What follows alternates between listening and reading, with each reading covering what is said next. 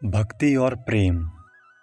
अपने किसी भक्त की माता के बारे में बताते हुए श्री रामकृष्ण ने कहा, उसकी माता जब बूढ़ी हो गई तो उसने सोचा कि अब घर गृहस्थी से छुट्टी लेकर वृंदावन जाकर जीवन संध्या वहीं शांति से बिताई जाए। उसने श्री रामकृष्ण के सामने अपनी ये इच्छा व्यक्त की, परंतु श्री रामकृष्ण उसके मन की स्थिति को भली भांति जानते थे। उन्होंने उसके प्रस्ताव को सम्मति न देते हुए कहा, तुम्हें अपनी नातिन से बहुत प्यार है।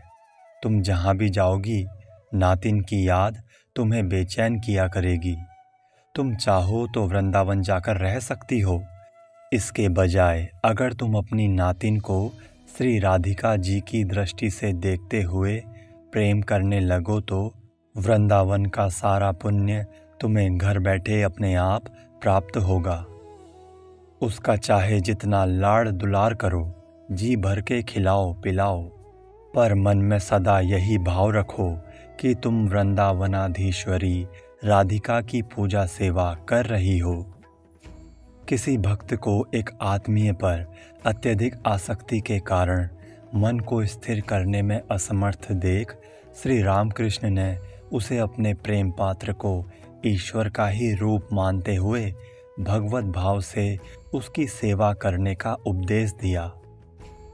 इस विषय को समझाते हुए कभी कभी श्री रामकृष्ण पंडित वैष्णव चरण के ऐसे ही दृष्टिकोण का उल्लेख करते हुए कहते, वैष्णव चरण कहता था, यदि अपने प्रेमास्पद को इष्ट देवता के रूप में देखा जाए तो मन बड़ी सरलता से भगवान की ओर चला जाता है।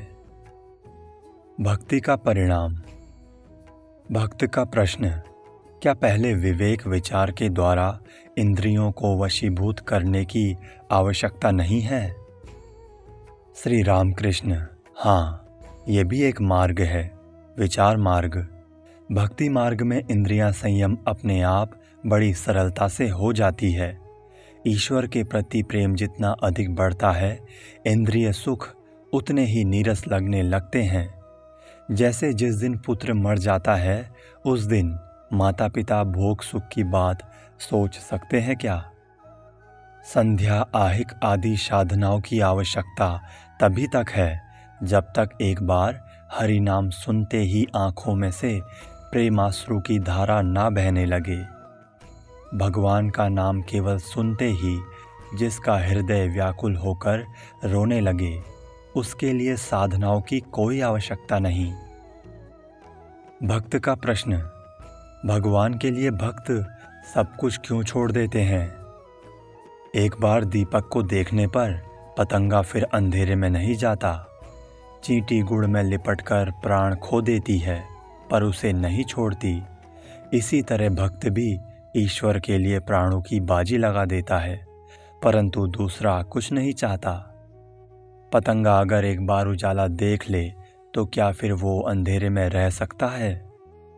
पर भक्त ऐसे कीड़े की तरह जलकर नहीं मरते। भक्त जिस उजाले के पीछे दौड़ते हैं वो मणि का उजाला है।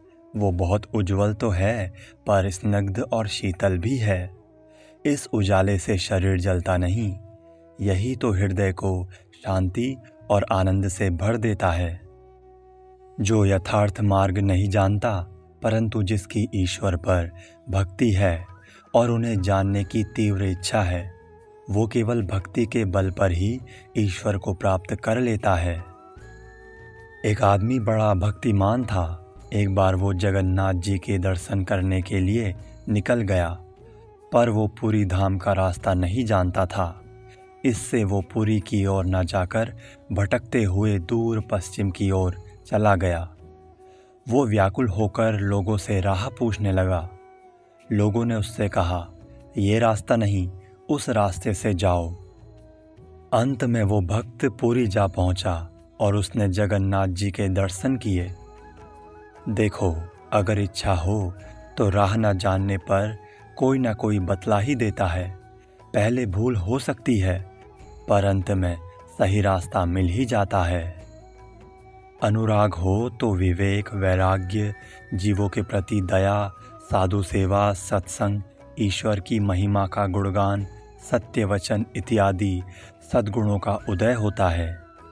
ईश्वर दर्शन होने के कुछ निश्चित लक्षण होते हैं। यदि किसी में अनुराग जनित सद्गुणों को प्रकाशित होते देखो तो निश्चय जानना कि उसे ईश्वर दर्शन होने में देर नहीं।